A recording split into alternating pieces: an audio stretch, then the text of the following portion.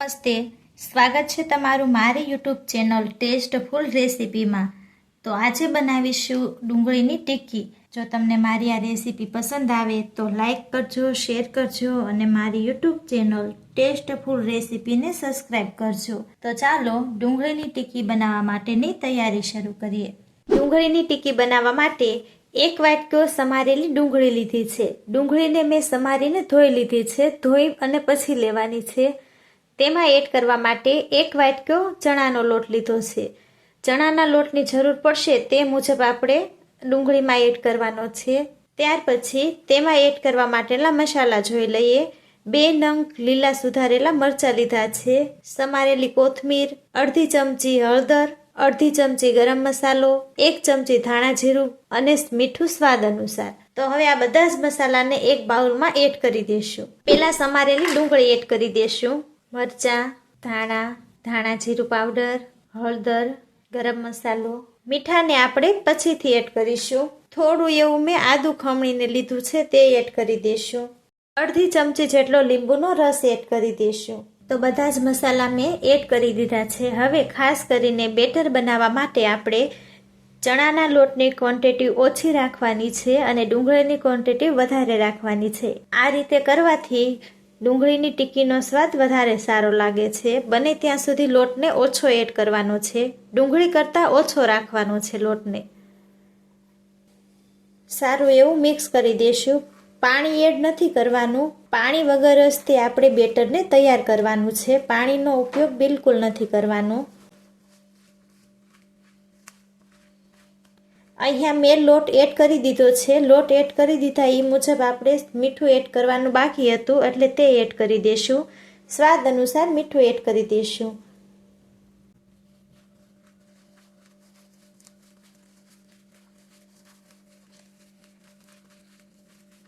આવી રીતે હલાવી લેશું અને બેટર તૈયાર કરી લેશું। જો અહીંયા બેટર વધારે પડતું ઢીલું લાગે તો જ લોટ એડ કરવાનો છે વધારે, નહીંતર ડુંગળી કરતાં લોટને ઓછો લેવાનો છે આ બેટર બનાવવામાં।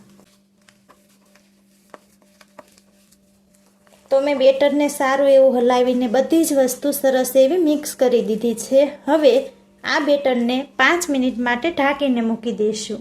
આ બેટરને ઢાંકીને મૂક્યું હતું તેની 5 મિનિટ થઈ ગઈ છે। તો હવે હથેળીમાં આ રીતે થોડું એવું તેલ લગાવી અને નાના નાના બોલ્સ તૈયાર કરી લેશું।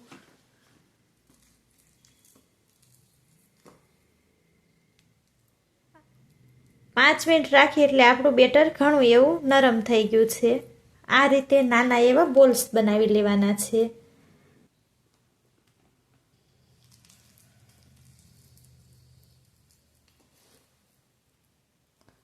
આવી જ રીતે આપણે એક જ સરખા બધા બોલ્સ તૈયાર કરી લેશું।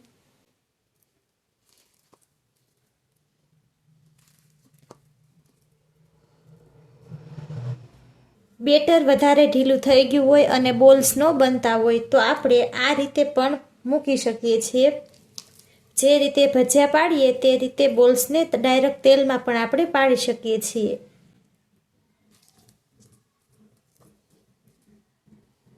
તો ડુંગળીની ટિક્કી બનાવવા માટેના બોલ્સ તૈયાર થઈ ગયા છે। હવે તેલ ગરમ કરવા મૂકી અને તેલમાં ફ્રાય કરી લઈશું। તેલ ગરમ થઈ ગયું છે, તેલમાં ફ્રાય કરી લઈએ।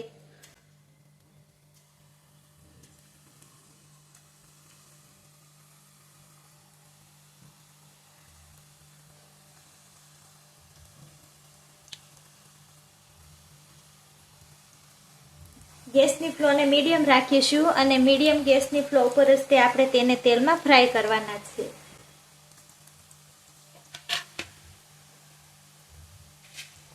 થોડી વાર પછી આપણે પલટાવી લેશું। ટિક્કીને અહીંયા તેલમાં આપણે અધકચરા ફ્રાય કરવાના છે અને પછી તરત જ લઈ લેવાના છે।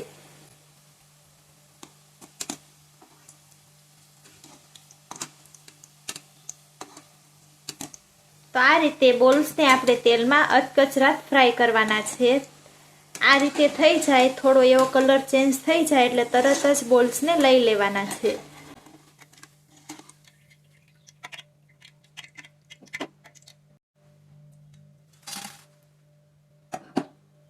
બોલ્સને હવે આ રીતે આપણે ભાંગી ન જાય એ રીતે પીસી લેવાના છે.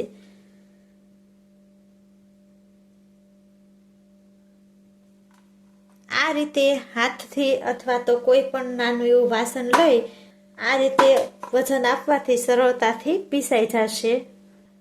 આવી જ રીતે એનો શેપ આપવાનો છે. તો બધા જ બોલ્સને આ રીતે શેપ આપી દેશું.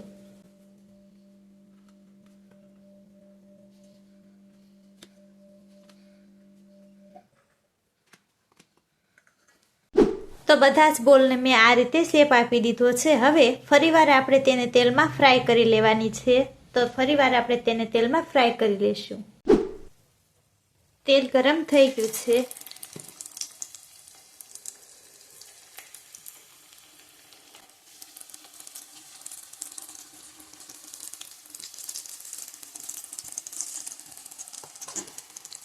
ગોલ્ડન બ્રાઉન કલરની થાય ત્યાં સુધી તેને તેલમાં ફ્રાય કરવાની છે. થોડી વાર પછી પલટાવી લઈશું એટલે બંને બાજુ એક સરખી ફ્રાય થઈ જાય.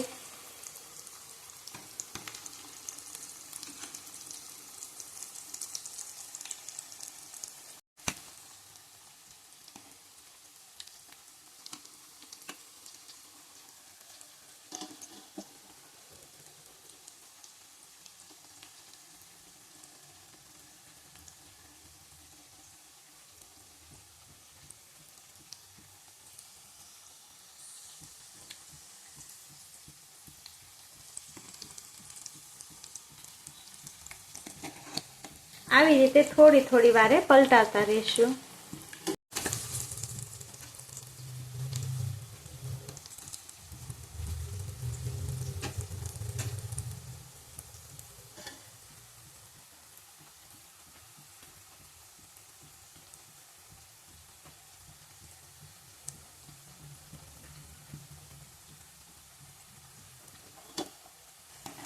ગોલ્ડન બ્રાઉન કલરની થઈ ગઈ છે. બધી જ ટીકીને લઈ લેશું.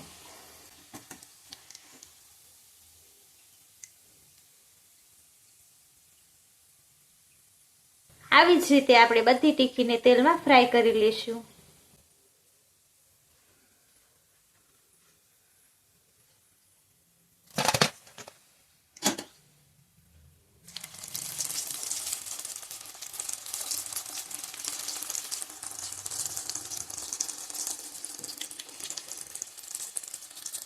ટિક્કી બનીને તો તૈયાર થઈ ગઈ છે, પરંતુ તેની સાથે સર્વ કરવા માટેની ચટણી તૈયાર કરી લઈશું. ચટણી બનાવવા માટે એક નાની વાટકી ચણાનો લોટ લીધો છે. ટિક્કી આપણે જે પ્રમાણે બનાવી હોય એ પ્રમાણે ચટણી તૈયાર કરી લેવાની. હવે તેમાં થોડું એવું પાણી એડ કરી અને સારું એવું મિશ્રણ તૈયાર કરી લઈશું.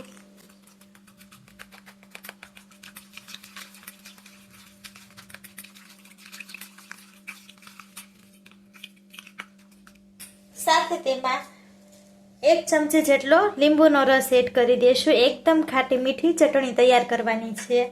1 ચમચી જેટલી ખાંડ એડ કરી દેશું અને સ્વાદ અનુસાર થોડું એવું મીઠું એડ કરી દેશું. ફરીવાર મિશ્રણને સારું એવું હલાવી લેશું.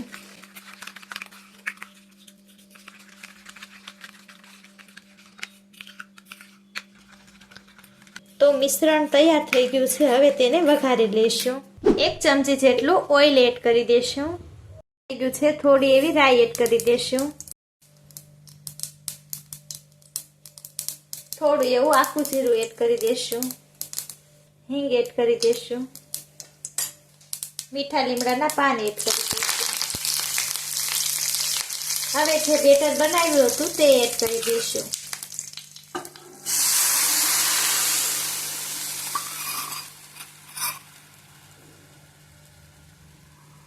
બેટર ઘાટું હતું એટલે એમાં થોડું એવું પાણી એડ કરવાનું છે અને ચટણી છે તે પતલી પણ નહીં અને જાડી પણ નહીં એ રીતે બનાવી લઈશું.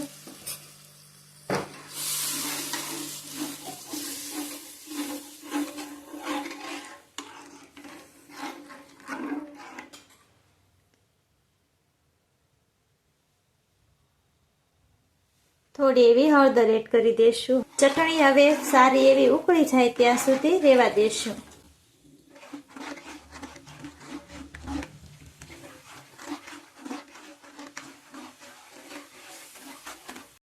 ચટણી તૈયાર થઈ ગઈ છે. ગેસની ફ્લેમને બંધ કરી દઈશું.